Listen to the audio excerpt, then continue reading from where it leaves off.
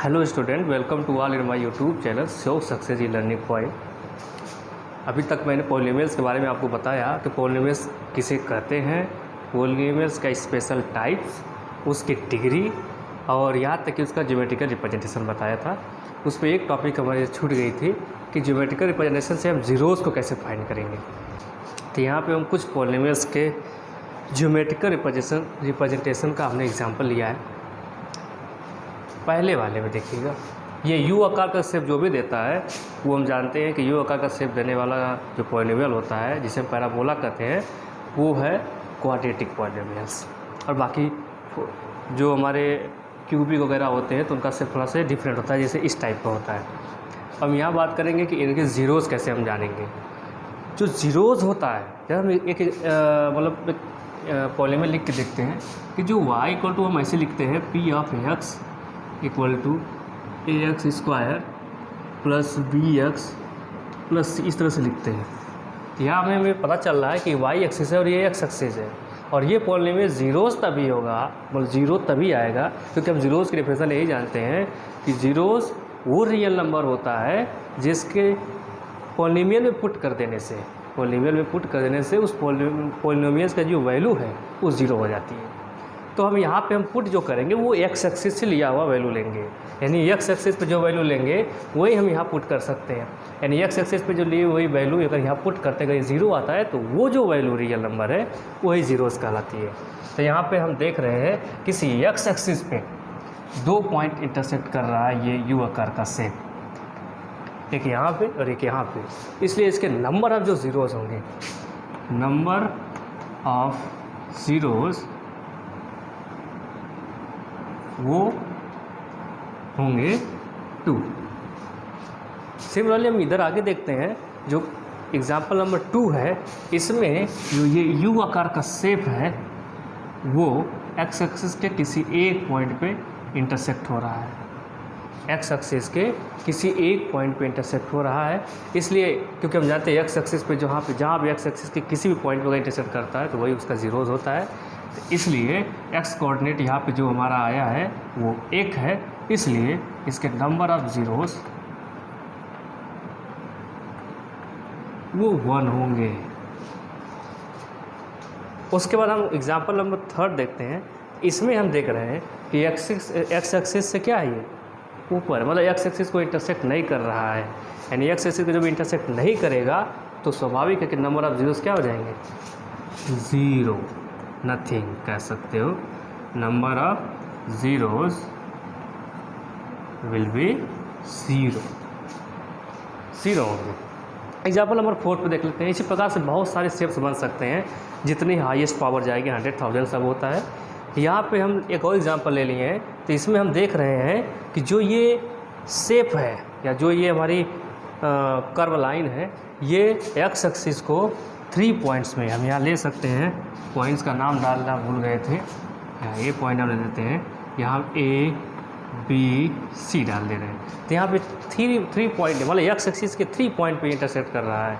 यानी जब ये एक्स एक्सिस के 3 पॉइंट पे इंटरसेक्ट करेगा तो इसके नंबर ऑफ ज़ीरोज़ 3 होंगे, और नंबर ऑफ ज़ीरो जो 3 होते हैं तो स्वाभाविक है कि वो हमारा क्यूबिक ही होता है। ठीक, तो यहाँ पे नंबर ऑफ ज़ीरोज़ क्या हो जाएंगे, 3।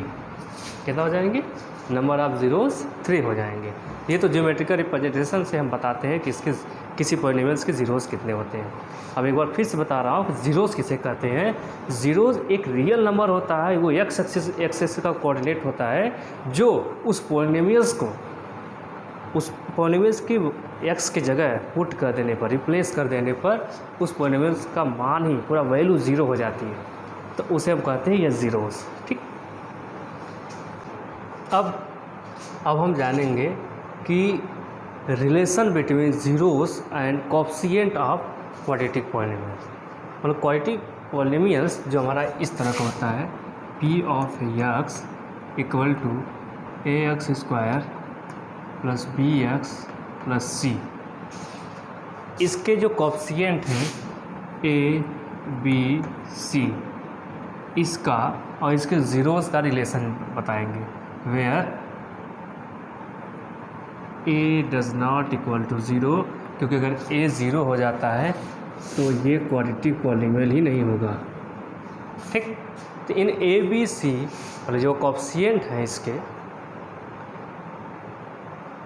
और इसका जो ज़ीरोज़ होगा उसके बीच में रिलेशन, तो ये हमारा रिलेशन होता है कि the some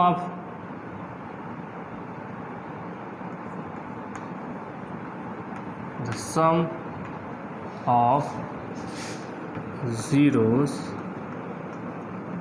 that is equal to, वो होता है -p/a and the product of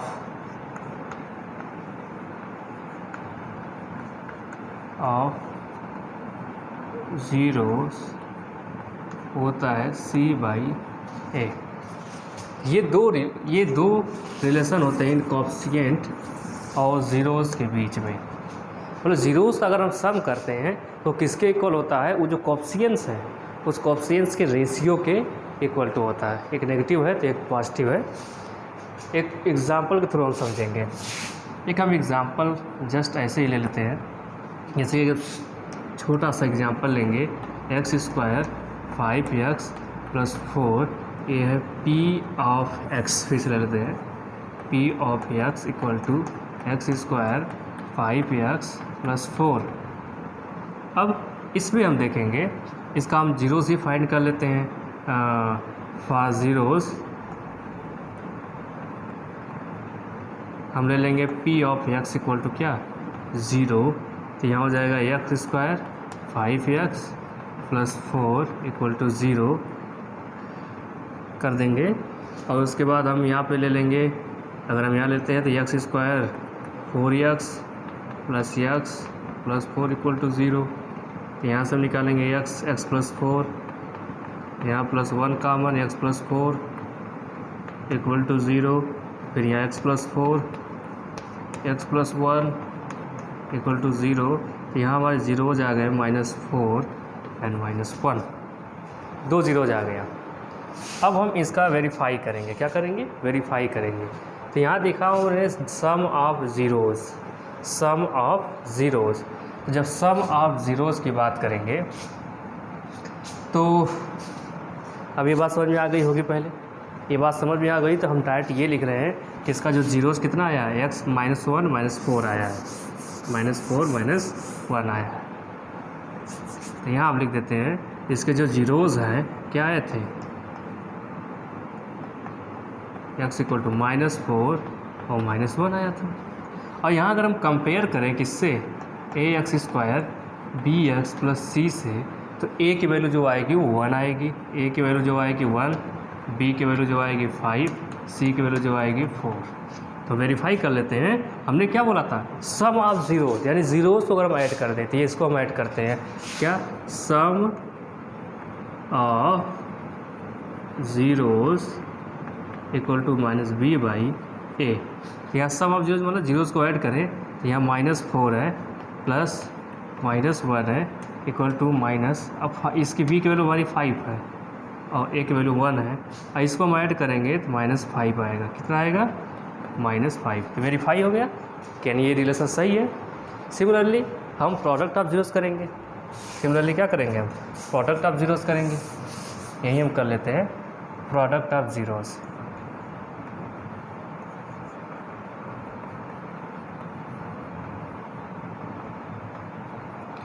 तो product of zeros equal to होता है c/a। अब प्रोडक्ट ऑफ ज़ीरोज़ मतलब इन ज़ीरोज़ का हम प्रोडक्ट करा देते हैं। इस c की वैल्यू कितनी है, c की वैल्यू होगी 4, a की वैल्यू 1 ही है। अब इसका हम प्रोडक्ट कराएंगे तो 4 ही आता है। तो ये भी हमारा वेरीफाइड हो गया कि द प्रोडक्ट ऑफ ज़ीरोज़ जो होता है वो constant number c and the coefficient of x², इस तरह से आप कह सकते हैं। यानी हम एक कह सकते हैं, इसको अगर हम एक सिंपली भाषा में लिखें, क्योंकि क्वाड्रेटिक पॉलिनोमियल्स है, यहाँ हम लिख सकते हैं minus coefficient of x upon coefficient of x²। यहाँ constant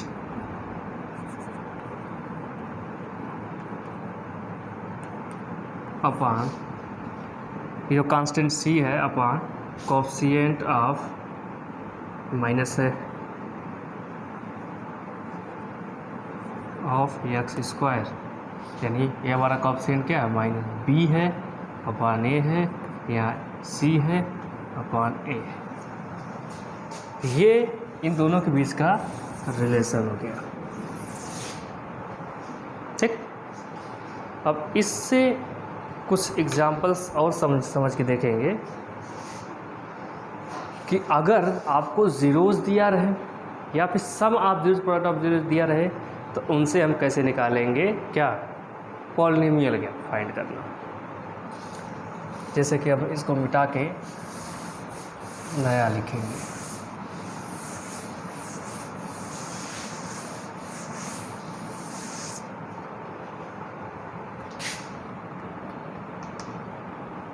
find the polynomial, example है फाइंड द पॉलिनोमियल whose की स्पेलिंग शायद यही होती है या डबल होती है, नो नो नो नो,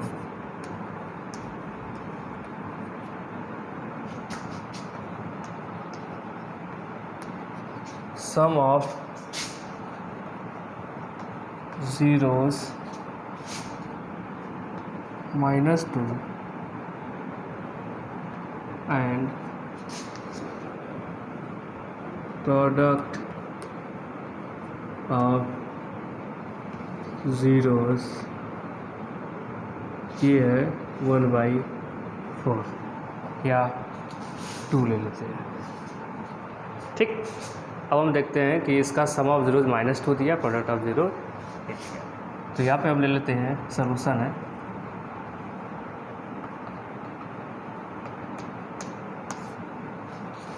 तो given that sum of zeros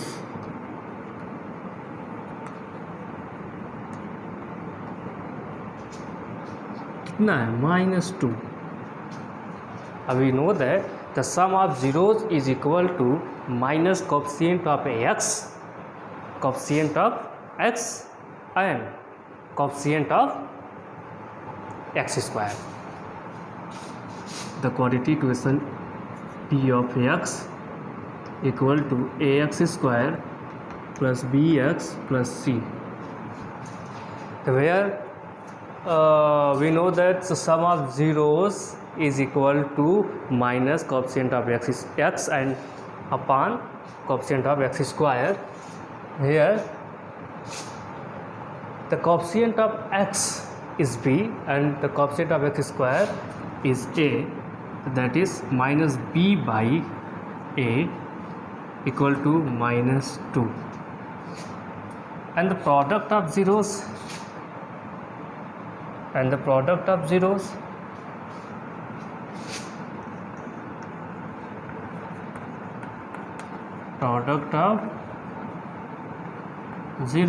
1/2, that is c by a is equal to 1/2।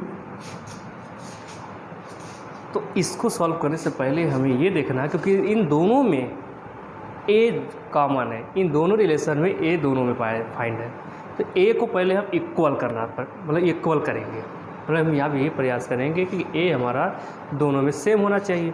अगर यहाँ पे a को फाइंड करें तो 2 यहाँ 1 है, तो यहाँ अगर हम a को 2 ही लेते हैं तो यहाँ 2 लाने के लिए हम क्या करेंगे, यहाँ हम 2 लाने के लिए इसमें 2 से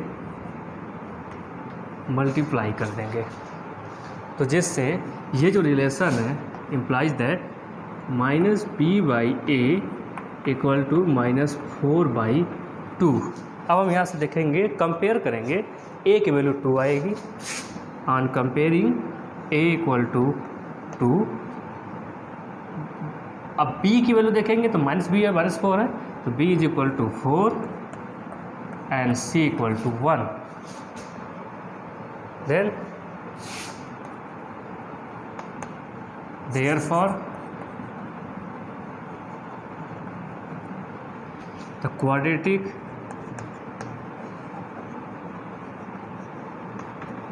पॉलिनोमियल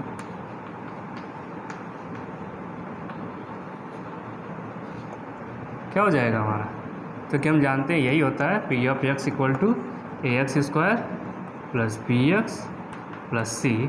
तो p of x equal to a की वैल्यू कितनी आ गई 2x स्क्वायर, और बी की वैल्यू कितनी आई है 4x, और सी की वैल्यू आई है 1। तो ये दैट इज़ आंसर। तो quadratic polynomial 2x square plus 4x plus 1 हो जाएगा। मतलब आपको अगर सवाल दिया जाता है, एक बार रिपीट कर दे रहे हैं अगर आपको समझ में आया हो। इसमें हमें पॉलिनोमियल निकालना है। कौन सा पॉलिनोमियल निकालना है, क्वाड्रेटिक पॉलिनोमियल। हम यहाँ पे लिखना भूल गए, फाइंड द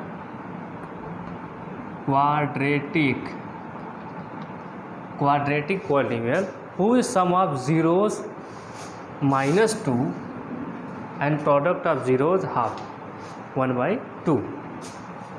तो यहाँ पे हम देखेंगे कि इस पॉलिनोमियल का जो सम ऑफ ज़ीरोज़ दिया है वो -2, जबकि हम सम ऑफ ज़ीरोज़ क्या जानते हैं, minus coefficient of x upon coefficient of x square.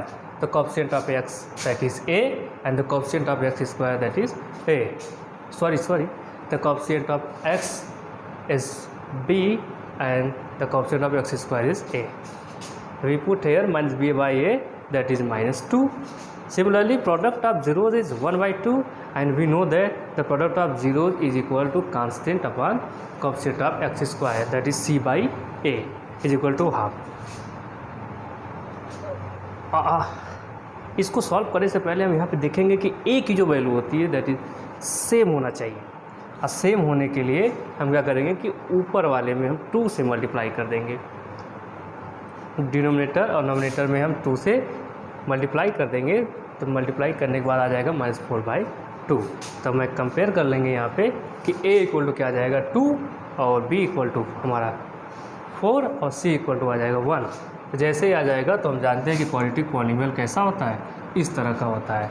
और इसी जगह हम a b c रख देंगे तो हमारा एक क्वाड्रेटिक पॉलिनोमियल फाइंड हो जाएगा। अब आज के लिए बस इतना ही। आप लोगों से रिक्वेस्ट करेंगे कि इस वीडियो को लाइक करिए और हमारे चैनल को सब्सक्राइब करिए और इसको ज़्यादा से ज़्यादा शेयर करिए ताकि अधिक से अधिक लोग इसको देख सकें। अगर आपको वीडियो अच्छा लगा हो तो ज़रूर से लाइक करिएगा। Thank you.